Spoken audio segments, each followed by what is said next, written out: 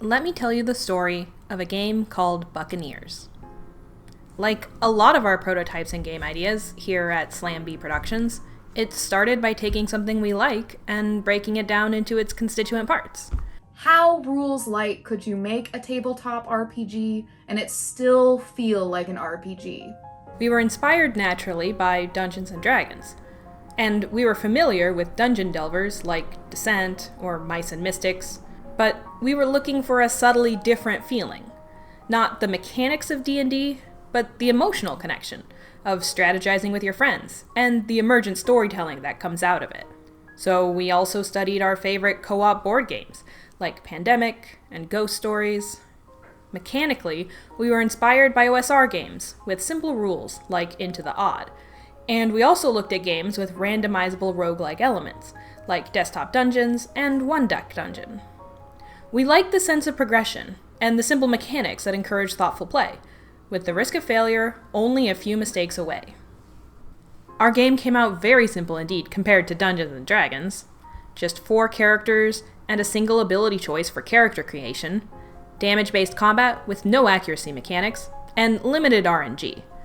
The simple enemy logic gave the players control over their actions, but meant that the monsters left unchecked could be very dangerous. And so we reached out to our earliest playtesters with one simple question to start. Is this going to be any fun? This time we're going to introduce upgrades. So the monsters, sometimes they're a little tougher than normal. Oh no, they're bloodthirsty. Oh, lovely. Then three more of these monsters show up. Oh, yeah. Good. That's insane. She gains ghostly vitality from the explosive troll ghost. Ricky hears the first mate go on and on. As happens. I'm just not a DPS man, okay? I heal people. I give them soup and then they are healed. It's called feed them. That's his ability. We wanted to be able to capture the feeling of building a character without overwhelming new players with too many numbers and rules like some systems do. 4 characters representing 4 classic RPG archetypes and a deck of cards for each proved the perfect solution. Each player draws 3 cards at the beginning of the game and selects 1 to represent their starting abilities. As players' characters progress and grow, they draw new abilities in the same way, allowing players to build a unique character without spreadsheets or tomes of rules.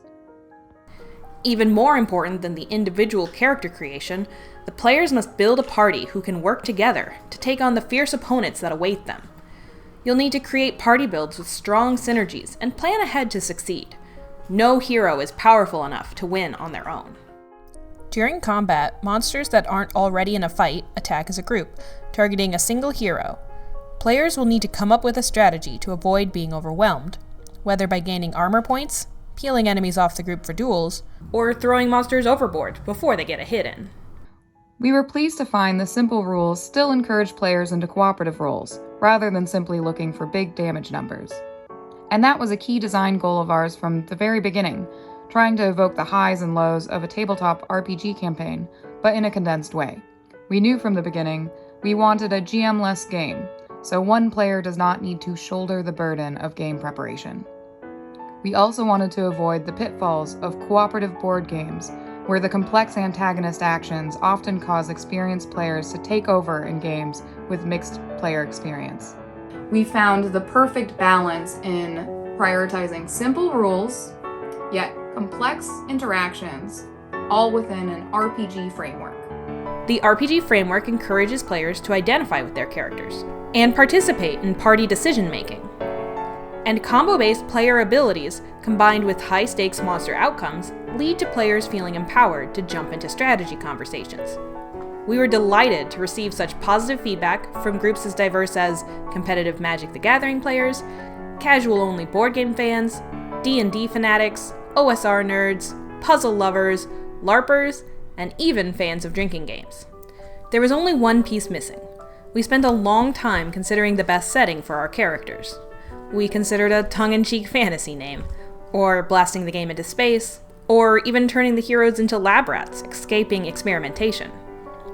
In the end, the blend of danger, adventure, and just a little bit of chaos seemed to fit best in a pirate setting, and so the story of Captain Buck and his loyal crew was born. We were really lucky to find a wonderful artist in Chris Nichols, whose radical yet cozy cartoon characters were the perfect fit for our world. As an idea, Buccaneers has come a long way. It survived a global pandemic and the death of a loved one. It no longer has dry erase character sheets, or stats with decimal points, or individual weight values for items, since it turns out there is such a thing as too much math. But the emotional core that we set out with is still there. Sitting down with your friends and loved ones to embark on an epic adventure. Thank you for joining us on this journey. We hope you have as much fun playing the game as we had making it.